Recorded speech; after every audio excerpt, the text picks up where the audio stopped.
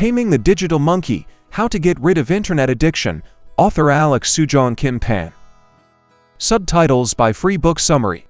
Introduction. A major problem in today's world is the anxiety and turmoil associated with constant interaction with smartphones, computers, and the services they provide. Instead of being beneficial, social media, email, and mobile internet have become a source of constant annoyance and distraction for most people. Soojung-Kim Pan explores this problem from a psychological and philosophical perspective and finds the roots of anxiety and irritation in the way we relate to technology and the experience of interacting with it. Monkey mind is the property of the human mind to jump uncontrollably from one object of attention to another. Knowing how to control your attention, taming the monkey mind, is a key skill in the fight against irritation and wasted time. As a solution to the problem, Soojung-Kim Pan offers the technique of contemplative computing, a set of rules and tricks that allow you to tame your monkey mind. With it, anyone can reduce the amount of stress associated with technology and make interactions with gadgets and the web more deliberate and rewarding. Chapter 1. Monkey Mind. With the help of new technologies, people tend to increase their accomplishments with less effort. In practice, however, most people use new devices and digital networks to waste time. Access to a vast amount of information is discouraging and paralyzes the will. This happens because people anxiously switch from one thing to another. With this approach, it is no wonder that gadgets and the internet eat up a lot of time. In the works of Chogyam Trungpa, a well-known Tibetan meditation master in the West, there is the concept of monkey mind. With this term, he refers to the tendency of the human mind to be agitated and fidgety, jumping indiscriminately from one object of attention to another. A similar view of the human mind as an unstoppable seeker of new experiences exists. In other cultures, this is exactly what happens to our minds during our normal interactions with modern technology. We open the mail, find new emails there, pondering a response to one of them, and find nothing better to do than check our social media feed. There our attention is attracted by an interesting news, a link to an article. In the middle of the article, we already find out that we have lost 20 minutes without bringing any business to the end. Our work is constantly interrupted by error messages, waiting for a program, website, or computer to load. Throughout the day, we are surrounded by the same people who keep their mobile devices in their hands and are constantly confused by various digital stimuli. The toll of digital life ends up being too high. We become more irritable and waste a lot of time. However, your day can look very different. You may not check your email first thing in the morning, but put it off until later, knowing from experience that this endeavor is likely to be time-consuming and not productive. You can turn off your phone on your day off and devote your time to a book. On Friday, you might turn off the internet for 2 hours to focus on compiling a work report. This conscious approach to communicating with technology reduces clutter and the things you focus on are satisfying. This approach can be called contemplative computing. This technique is the result of a fusion of science, philosophy, and ancient mindfulness management techniques. Once you try it, you will find that it enhances your productivity and mood. Contemplative computing holds on for tenets that you need to realize and apply. First, the technology we use is an extension of our natural functions. Gadgets and computers are an extension of our natural mind and form an expanded consciousness. They inconvenience us not because they substitute for our natural nature, but because we use them mindlessly. Second, the world is full of distracting temptations. Humans have encountered them throughout history and have developed practices to curb the monkey mind. Such practices are Buddhist meditation and yoga. Neuroscientists and psychologists argue that contemplative practices allow one to gain control of expanded consciousness. Third, when interacting with technology, you should take a contemplative approach. Pay close attention to how and why you use the internet, how you perceive the experience of interacting with devices. If you let the formation of habits and perceptions take place on their own, the ways of working with computers and mobile devices will be developed by themselves, based on false and unfounded ideas about them. Fourth, augmented consciousness. That consciousness which augments our natural mind with electronic devices can and should be reshaped.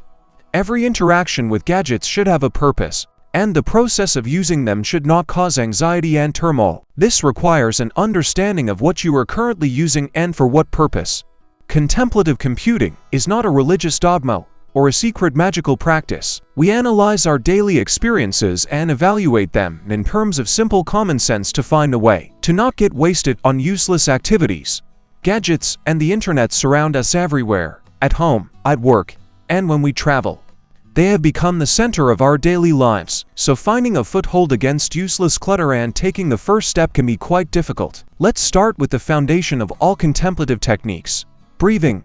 Chapter 2.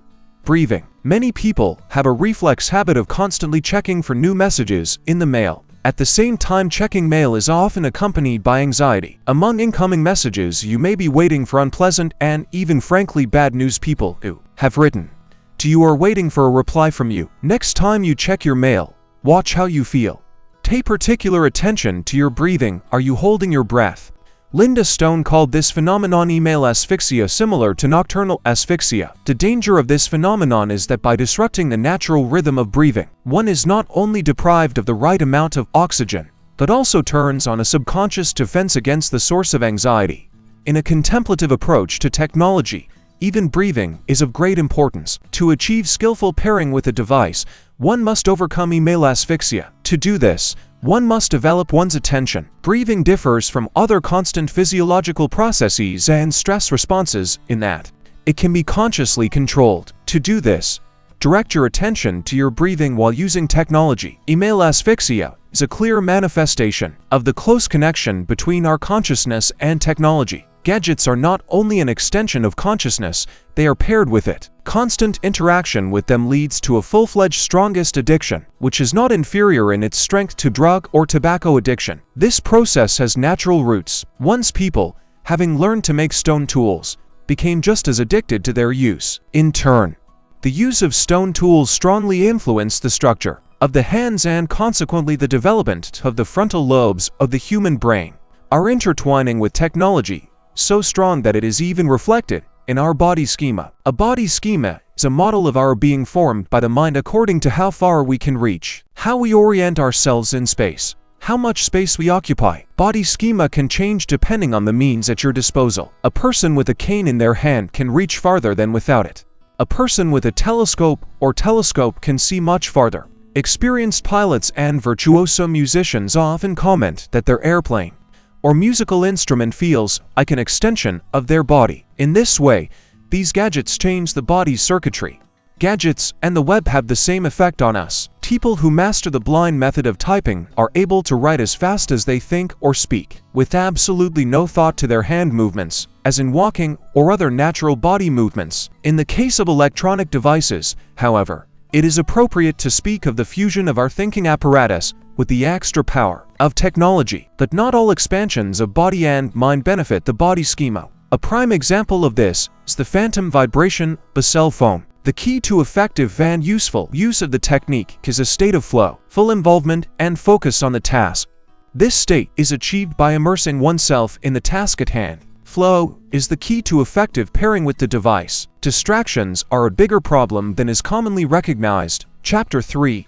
Simplification. Constantly acquiring new experiences and analyzing them is a necessary component of contemplative computing. Install programs on your computer that help you concentrate on your work and observe how they affect your work and well-being. The most useful programs will be those that block internet access and Zen-style word processors. Get yourself a Freedom or other network access blocker. Try turning it on for an hour and work without internet. At first, the inability to check email or new messages is annoying, but it quickly turns into a feeling of freedom and focus. There are also programs that block access to certain sites or mail if you need to keep some communication for work.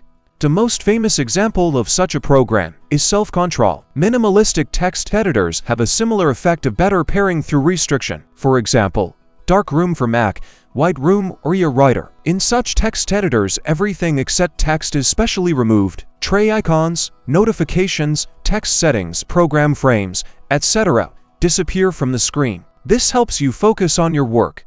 Another class of Zen software are programs that accentuate the active application. Some of them darken everything except the open program, others blur the background. Such programs also aim to focus attention on a single task. Examples: Backdrop, Think, Hazeover, Isolator and others. Multitasking is a hallmark of human beings. Throughout evolution, humans have gained an advantage over other species, mastering complex structures and technologies through the ability to keep several processes in mind. At the same time, however, a distinction should be made between multitasking, as exhibited by a cook who is preparing several dishes at the same time, and typing a text message while driving a car. The first type is useful multitasking, which implies full involvement in the action. It is multitasking in the flow, the ability to switch between objects and parts of the work, to find unexpected connections and creativity. The second, multitasking, when individual activities do not add up to a single intellectual task, is a source of irritation and reduced productivity. When a person performs 2 or 3 elementary, automatic tasks simultaneously, it takes considerably more attention and effort. Chapter 4. Meditation. Meditation is the practice of working with the mind. Meditation is thought to be an exclusively Asian concept, that the practices of quieting the mind and contemplation in various forms are found in all cultures. There are many myths and stereotypes associated with meditation. In fact, meditation is a natural method of working on ourselves to help us understand how our minds work. Good mental health is a must for contemplative computing. To begin mastering the practice of meditation, you can try the most basic technique, which requires neither special preparation nor special knowledge. Choose a quiet, peaceful place of solitude. Sit in lotus posture. Straighten your back. It is not necessary to cross your legs, as Indian yogis do. It is enough to sit according to your capabilities. Set a timer for 15 to 30 minutes. Start with small intervals. After assuming a comfortable posture, first, inhale deeply at the count of 4, tensing the abdominal muscles, and breathing occurs at the expense of the diaphragm. Second, hold your breath for 4 counts. Third, exhale, also counting to 4. Fourth, count to 4 again and start the cycle again. Try to think only about your breathing and counting. In other words, pay attention only to the pace and process of breathing. Sooner or later your mind will get distracted and you will start thinking about something else. Don't worry, it happens to everyone. Just stop thinking about extraneous things and start again. Continue these actions the whole time you are meditating. Just observe your breathing and mind. What is the effect of these exercises? At first glance and even after a few sessions, it may seem like a useless waste of time, especially in the beginning, when you will not yet be able to achieve calming of the mind even for a minute. Try to do this exercise consistently once a day for at least a month. Meditation trains your ability to keep your attention on a key matter, an ability that is invaluable in all things. Remember that no matter what external tools you use to focus, the source of distraction and irritation will always remain within you. Therefore, it is necessary to learn how to keep the monkey mind in harness. According to medical experiments and measurements made during meditation, the practice activates gamma neuron activity, which is responsible for the integrity of the perception of the world and for the functioning of consciousness. Although the purpose of the practice is to calm the monkey mind, successful practice does not paralyze the brain at all. It remains active in deep meditation, but works in a different mode. Also, practice helps the formation of new neural connections. Meditation has a lasting impact. Studies even confirm such unexpected results of the practice as improved immunity. Chapter 5. Purpose and the Future Self. Computer malfunctions always leave a trace of resentment in man. Man tends to overestimate the mental capacity of the computer, since people are accustomed to judging intelligence by the speed of thought. If we perceive a computer from this side, it gives a head start to any human being. Besides, computers surpass humans in reliability and memory completeness, despite the fact that it is incorrect to compare computer and human memory directly. People unwittingly draw such parallels. At other times, the computer brings annoyance by slow reactions to actions, such as pressing the print button. These inevitable effects of communication with technology must be seen, recognized, and not be influenced by them. When interacting with technology, as in all other activities, it is useful to concentrate on the purpose, what you are doing it for, taking into account long-term, not immediate results. It has been experimentally proven that people tend to change their behavior according to their perception of others and the opinions of others. Thus, if we put on a business suit, we automatically, subconsciously strive to be more professional. A number of experiments with modeling in virtual reality have demonstrated that if a person is shown a copy, let's call it an avatar with certain properties or a model of behavior, then the subject after the experience of observing this model, begins to adopt its properties. For example, if a person is shown his or her image exercising, he or she will exercise on exercise machines for significantly longer than without the avatar. So, to adopt the behavior pattern you are aiming for, imagine the result. Keep in mind the long-term benefits. On the other hand, don't let technology shape your self-image. Chapter 6. Experiments. In the battle against the digital monkey, one of the most important tasks is getting rid of bad habits. Conquering habits is extremely difficult, but it is possible if you cultivate a new, most important habit, the habit of experimentation. To start, keep track. Time how many times and under what conditions you get distracted by digital stimuli. Where it happens, under what conditions. Estimate roughly how much time a day it takes you to read email and compose emails and messages. Do things as usual, but pay attention to what you are doing. Try using support programs like Rescue Time.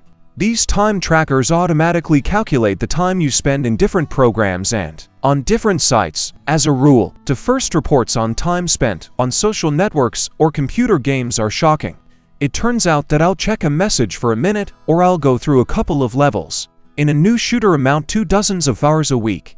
Facing a specific figure is always a good incentive to change your behavior. It's not just statistics and numbers that you need to keep an eye on. Pay attention to your emotional state before and after interacting with the computer. At what time of day does checking messages cause you the most anxiety? Under what conditions do you do it reflexively, without thinking about the purpose, and spend the most time on it? What emotional residue does it leave you with? Try keeping a diary in a specific format to record each interaction with the technique, the goals, the time spent, and how you feel before and after the event. When you have collected enough data, e.g., after 1 or 2 weeks of observations, make some changes in your behavior. Make rules that will help you change your observations in the desired direction. The most common type of rule is to set aside a certain period of the day for email, social media, or computer games. For example, spend only 1 hour a day on social media, 8 to 9 p.m., etc. Repeat this process constantly. Observe, change, observe and change again. Constant experimentation, trial and error method is what will help you come to contemplative computing. It is not about everyone necessarily giving up communications, computer games, surfing the internet. The most important thing is to always stay alert. Remember and understand what you are doing at the moment. What is the purpose of this action and what are its consequences? Chapter 7. Concentration. The next time you start to lose control of your attention, try going to a website called Do Nothing for 2 minutes. You'll come across an interesting game that really helps you get back into a calm, focused state. What we need to be productive is actually peace and lack of distractions. In today's world, many people believe that high productivity is always the result of life hacking, caffeine and auto-training. But in practice, high productivity is achieved by increasing concentration. To do this, you need to deprive yourself of irritating factors. A calm walk in a quiet place, working in a park where there is no internet, is often the key to effective labor. Walks played a special role in the work of many scientists and writers. It is during the walk most often come solutions to complex problems and the best ideas. The same productive places can be an airplane or subway, just not during rush hour. This is due to the fact that we are on the road, busy with something, but our subconscious mind continues to brew within us our pressing tasks.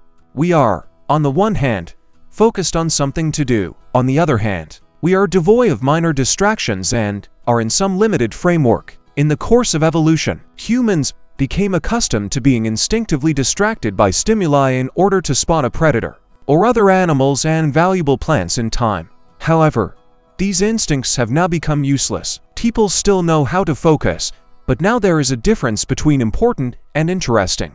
Man's task today is to direct his attention to what is important and to guard it from random streams. Chapter 8. Rest. Regularly organize yourself on loading days from information nodes. Turn off the Wi-Fi. Turn off notifications on your mobile devices. Mute your phone and move it away from you. Instead of wasting time on social media, do things that are interesting to you and yet connected to the tangible world. Wash your car, cook something special, do some cleaning, fix your bike or something around the house. Read a book. Paper books are better. This will be hard to do at first. The resulting emptiness will seem unbearable, but do not rush to give up. At first it will seem to you that there is nothing to occupy yourself with. but it is only necessary to relax and wait a while, as you will find a lot of things to do. Soon you will feel how you feel better in the absence of constant stimuli. If you try doing this once a week, you will find that in just a few weeks, calmness and confidence will firmly take the place of worry. You will learn to take great pleasure in your leisure time offline. This kind of prevention of internet addiction has a common name: digital free Saturday. Traditionally, people around the world who practice this type of leisure often do so on Saturday, at the end of the work week. It is also possible to set yourself a time limit of a certain period of time of a certain day. The goal of this practice is ultimately to restore your normal perception of time, which has been disrupted by the constant digital hustle and bustle, and to restore your spirit. Conclusion, or 8 principles of contemplative computing. 1. Be human. Computers affect people's perception of themselves. Stay yourself, watch how technology affects you, and don't let maladaptive changes happen without your knowledge. 2. Remain calm. This is not about the passive calmness of a resting person, but active calmness, the discipline of the mind. 3. Act thoughtfully. Do not lose awareness of what you are doing and for what purpose. Meditation helps in this skill as a tool to tame the monkey mind. 4. Free choice. When you choose a way to accomplish what you have in mind, you always have a choice between the advantages of digital tools and analog tools. 5. Develop your abilities.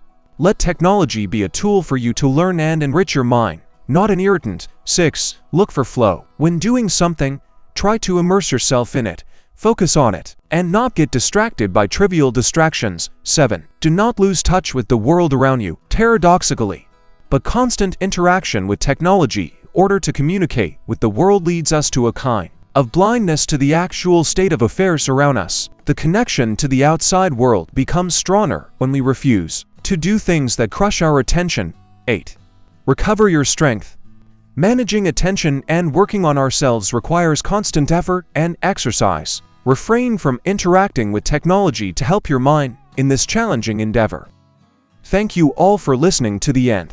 If you liked it, don't forget to rate and subscribe to the channel. You can buy the full version of the book at the link in the description.